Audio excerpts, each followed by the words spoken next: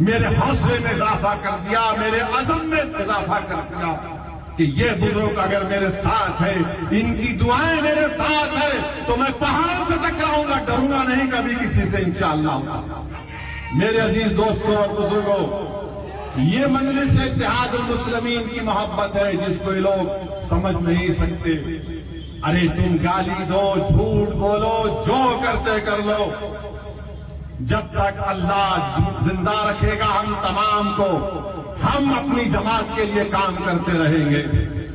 अब ये तेलंगाना का कांग्रेस का सदर चुंटी को भी पर निकल गए। अब ये बोल दिया कि असदुद्दीन ओवैसी का खानदान महाराष्ट्र से आए। अरे दीवाने, हम महाराष्ट्र से नहीं आए, हम बाबा आदम यहां पर आए तो उनके हमारे अब्बा उन्हों हैं, तो पूरा हिंदुस्तान हमारा है। बाबा आदम यहां आए तो अब्बा की जमीन में बेटे का हक नहीं होगा क्या? तुम कहां से आए बताओ? मैं तो बाबा आदम का निस्बत बता दिया, बोलो तुम कहां से आए, किधर से आए तुम? याद रखो, तुम मेरी जबान का मुकाबला नहीं कर सकोगे, मगर आपको बताने के लिए कह रहा हूं कि ये कांग्रेस का ये लीडर जो तेलंगाना की कांग्रेस का सदर है, इसकी ये जबान से निकलना कि ये तेलंगाना के नहीं है, ये आरएसएस की जबान है कि मुसलमान हिंदुस्तान के नहीं है, इस्लाम भारत का नहीं है, इस्लाम बाहर से आया। ये सोच है इस जमात के सदर की। ये यहां के नहीं है, वो वहां के। यही तो आरएसएस गोलवालकर से लेकर पंडित दीनदयाल उपाध्याय से लेकर ये सब तो यही लिखे। क्या लिखा था गोलवालकर ने वी और नेशन ऑफ डिफाइंड में? यही तो बात लिखी थी। आरएसएस के सर संचालक के बयानात पढ़ लो आप, पिछले 40 साल 50 साल पुराने, वो ये कहते कि मुसलमान इस्लाम इस मुल्क का नहीं है, बाहर से आए, तो वही जबान में ये कह रहा है कबूतर। मगर याद रखो, तुम्हारी इन बातों से कोई फर्क नहीं पड़ेगा। हाँ, तुमने तुम्हारे दिल और दिमाग पर जो नफरत है मुसलमानों के लिए, तुमने जाहिर कर दिया। तेलंगाना के तमाम मुसलमानों को बता दिया कि तुम बोलोगे तो गोलवालकर की जबान में बोलोगे, तुम बोलोगे तो दीनदयाल उपाध्याय की जबान में बोलोगे, तुम बोलोगे तो आरएसएस की किताबों में जो जहर लिखा गया उसको तुम अपनी जबान से बोलोगे। तो याद रखो, हम आरएसएस से 70 साल से मुकाबला करते आ रहे हैं, तुम नहीं करे। और ये कौन था ये सदर इनका? 1999 में आपको याद होगा, जब मरहूम सैयद सज्जाद असेंबली का इलेक्शन लड़े, ये कांग्रेस का सदर किशन रेड्डी के साथ काम कर रहा था बीजेपी के लिए। मैं देखा अपनी आंखों से इसको देखा मैंने। कहां पर? ये गुड्डी मलकापुर की मार्केट उस वक्त का इलाका कारवान में था, वहां पर फिर रहा था किशन रेड्डी के साथ। अब हमको भूल रहे हैं, हमको सबक। याद रखो, तुम्हारा पूरा शिजरा हमारे पास है। तुम कब थे 1999 में? तुम्हारी जवानी में तुम एबीवीपी में थे, वहां से निकलकर तुम गए आरएसएस में थे, फिर तुम बीजेपी में आए, फिर बीजेपी में थे तो आरएसएस ने कहा कि नहीं, अब तुम चंद्रुडू के पास चले जाओ जो अब जेल में है। तो चंद्रुडू के पास गए। जब चंद्रुडू का मामला खत्म हुआ तो कूद गए कांग्रेस में। तो कांग्रेस ऐसे लोगों को लेती है जो आरएसएस की जबान में बोलते हैं। तो मेरे अजीज दोस्तों और बुजुर्गों, मेरी आपसे ही गुजारिश है कि मजलिस इत्तेहादुल मुस्लिमीन को मजबूत रखिए। यह आपकी आवाज है, यह आपकी ताकत है, और बहुत सी चीजें आएंगी इलेक्शन के दौरान में। हमारे काम आपके सामने है, कारवान में तरक्याती काम आपके सामने है। हल्के असेंबली कारवान में 290 करोड़ की लागत से सीवरेज का काम हो रहा है, और मुझे यकीन है कि जब ये काम पाए तकमील को पहुंचेगा इंशाअल्लाह, तो कारवान के 90% इलाकों में नई सीवरेज लाइन की वजह से गंदगी का खात्मा होगा। हमारे एमएलए, हमारे अराकीन, हमारे सदर मोतमदीन मेहनत कर रहे हैं कि और तरक्याती काम हो। मुझे यकीन है कि इंशाअल्लाह ताला वो तमाम काम पाए तकमील को पहुंचेंगे। मेरी आपसे सिर्फ यही गुजारिश है कि मजलिस को मजबूत रखिए और कांग्रेस पर यकीन मत करिए। मैं देख चुका हूं कांग्रेस पूरे हिंदुस्तान में क्या किया। राजस्थान में आप देख लो कि जुनैद और नसीर को किडनैप करके लेकर चले जाते हैं, जिंदा जला दिया जाता है। जुनैद नसीर को जिंदा जला दिया जाता है और उसके बाद उनके घर वालों को सिर्फ मिलते हैं 15 लाख, अभी तक 5 लाख दिए। वही कन्हैया लाल जिसको दहशतगर्दों ने मार दिया, उसको 50 लाख और नौकरी, मगर जुनैद और नसीर को कोई नहीं। कांग्रेस की हुकूमत है। जब ट्रेन के कंपार्टमेंट में एक दहशतगर्द ने मुसलमानों का दाढ़ी और नाम देखकर गोलियां चलाई तो बाजार घाट का रहने वाला एक शख्स, उसने उसको शहीद कर दिया। उस दहशतगर्द ने मजलिस के मेले ने उठाया तेलंगाना के असेंबली में। के.टी. रामाराव ने कहा कि तेलंगाना की हुकूमत एस ग्रेशिया देगी, 2 BHK देगी और एक नौकरी उस बेवा को दी जाएगी। एक और मरने वाला बिहार का था, राजस्थान में रहता था। बताओ कांग्रेसियों, जब तेलंगाना की हुकूमत एक मुसलमान की बेवा को, जिसको एक दहशतगर्द ने मारा, उसको नौकरी दी, 2 BHK दिया, एस ग्रेशिया दिया, तो तुम्हारी हुकूमत राजस्थान में कुछ नहीं दिए। क्यों नहीं दिए? बिहार में नीतीश कुमार क्यों नहीं दिए? तो मालूम हुआ कि वहां पर मजलिस नहीं है। ये यही चाहती है कि हमको डराया जाए, मुसलमानों को डराया जाए, डरा करो हासिल किया जाए। कर्नाटका की मिसाल देना गलत है। ये तेलंगाना है, हैदराबाद है, यहां पर मजलिस है और बड़े बड़े आकर चले गए। हमने बीजेपी की भंडी में पंक्चर लगा दिया तो कांग्रेस को भी इंशाअल्लाह ताला रोकेंगे, पंक्चर लगाएंगे उनको भी। बड़ी बड़ी बातें कांग्रेस कर रही है।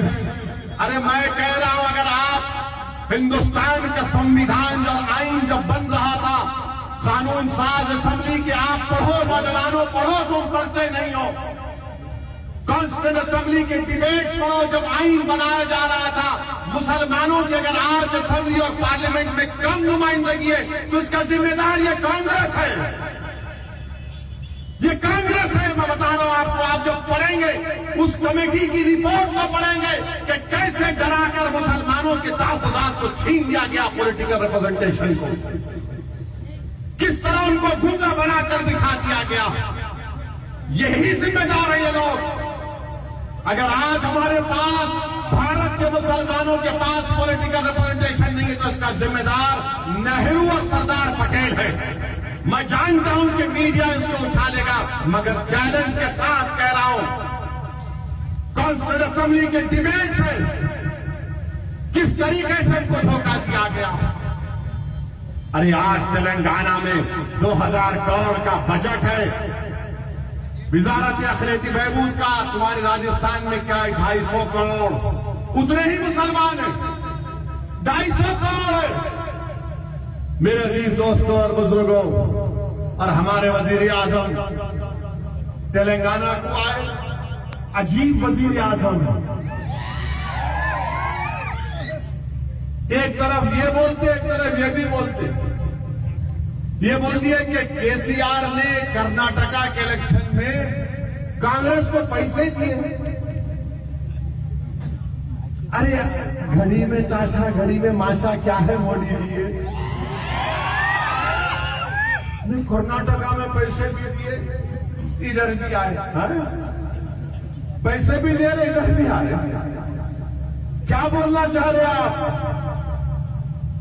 क्या कर दिया आपने देश का?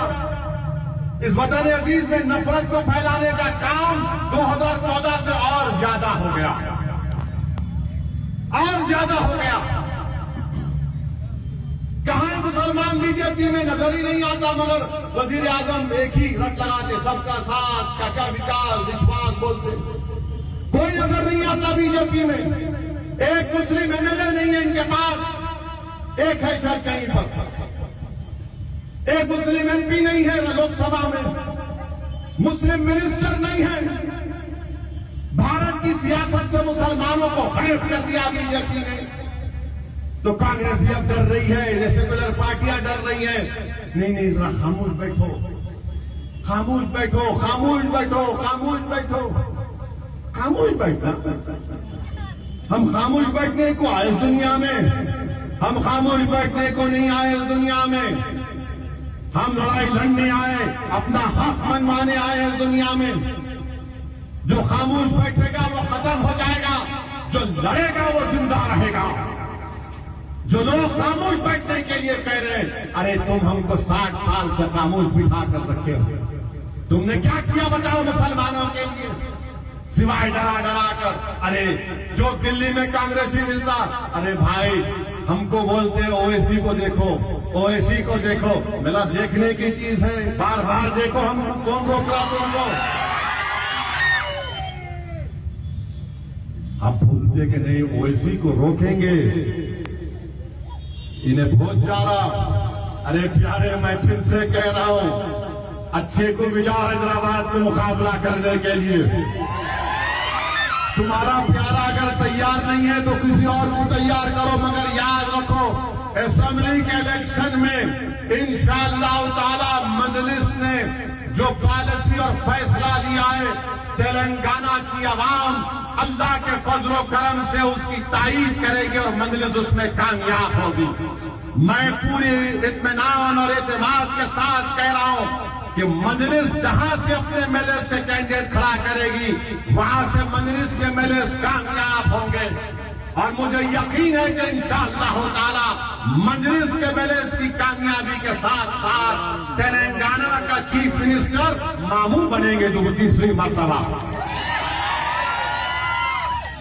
आप देखना ये बात, कांग्रेस का रिकॉर्ड उठाकर देख लो, फसादात होते थे हैदराबाद में, इनके जाति झगड़े इतने हैं कि फसाद कराते थे ये लोग।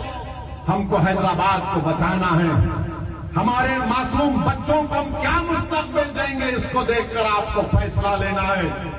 मेरे अजीज दोस्तों और बुजुर्गों, मजलिस इत्तेहादुल मुस्लिमीन इन बातिल तूफानों में चिराग है। मजलिस इत्तेहादुल मुस्लिमीन इन जालिमों के खिलाफ एक चट्टान है। मजलिस इत्तेहादुल मुस्लिमीन इन ताकतवर जालिमों के खिलाफ एक सियासी आवाज आपकी है। इसीलिए मेरी आपसे गुजारिश है कि मजलिस इत्तेहादुल मुस्लिमीन को आपके बुजुर्गों ने, हमने अपनी कुर्बानियों से मजबूत किया है।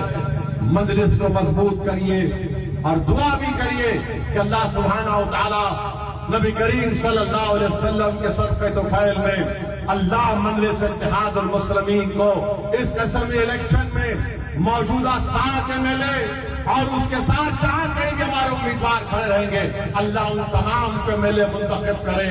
और अल्लाह जहां पर मजलिस ने फैसला किया, अल्लाह उस फैसले में बरकत दे और मजलिस के फैसले को अल्लाह सुब्हानहू व तआला उसमें कामयाबी से हमकिनार करे। मेरे अजीज दोस्तों और बुजुर्गों, मेरी आपसे ही इल्तिजा है कि आप मजलिस को मजबूत करिए। इंशाअल्लाह ताला इलेक्शन होंगे और भी जलसे होंगे, मगर मेरा मकसद यही है कि आपके सामने अपील करूं। और जस्ते रहमतुल आलमीन सल्लल्लाहु अलैहि वसल्लम है, हम रसूलुल्लाह सल्लल्लाहु अलैहि वसल्लम के गुलाम हैं। अल्लाह नबी करीम सल्लल्लाहु अलैहि वसल्लम के सदक़े तौफ़ील में हम तमाम को इन जालिमों से अल्लाह महफूज रखे। अल्लाह सुब्हानहू व तआला अपने फजल और करम से हमारे जान और माल, हमारे ईमान, हमारे मस्जिदों को, हमारे घरों को, हमारी बेटियों को, हमारे नौजवानों को अल्लाह बचा कर रखे। अल्लाह इनको ताकतवर बनाए, अल्लाह इनको नेक बनाए, ताकि ये कौम और मुल्क का मुस्तकबिल अच्छा संवार सके। वाखिर दावाना अल्हम्दुलिल्लाह रब्बिल आलमीन।